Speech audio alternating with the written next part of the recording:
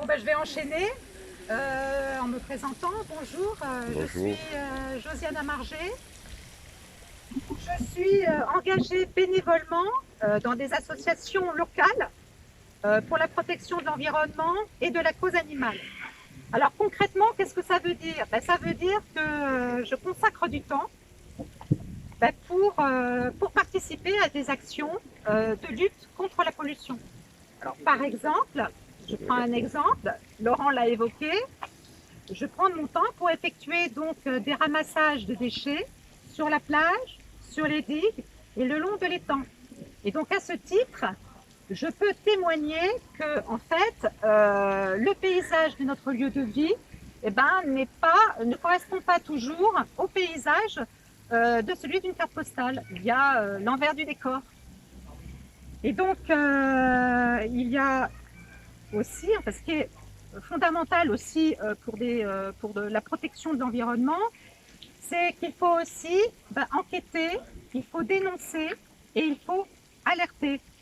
Donc, par exemple, c'est ce que nous avons fait lors de pollution d'hydrocarbures dans les canaux. Et donc, voilà, c'est une façon d'alerter. Et d'ailleurs, vous qui êtes là en tant que média, c'est tant mieux le fait que vous relayez ces alertes dans vos médias respectifs et nous vous en remercions.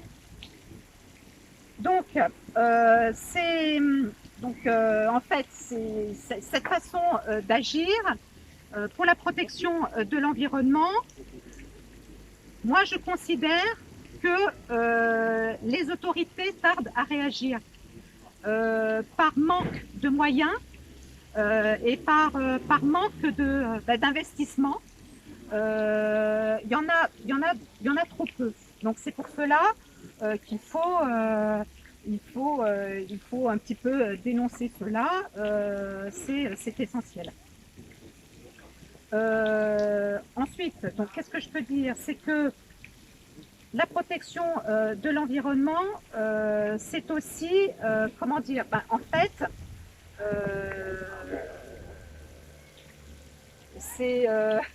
j'ai un peu perdu. Non, c'est pas grave, tu as dit Non, l'essentiel. ce qui est important, c'est de dire que les autorités, il faut qu'elles fassent preuve.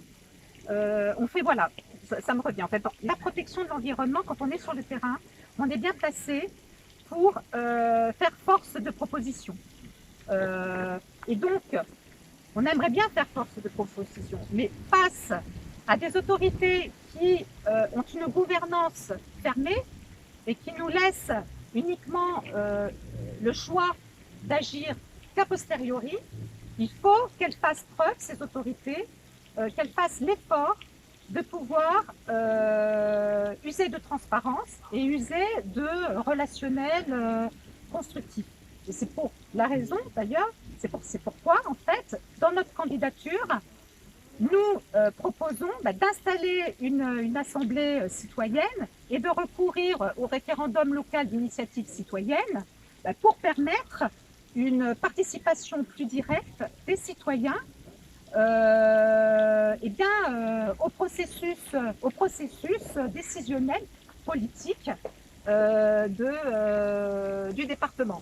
Donc vous l'aurez compris, pour moi l'écologie et pour nous, comme l'a dit Laurent, c'est un enjeu majeur et ce n'est pas qu'un banal sujet que l'on évoque uniquement dans le cadre des campagnes électorales pour racoler des électeurs. Nous sommes là, nous souhaitons porter ces exigences écologiques au sein de notre département. Voilà.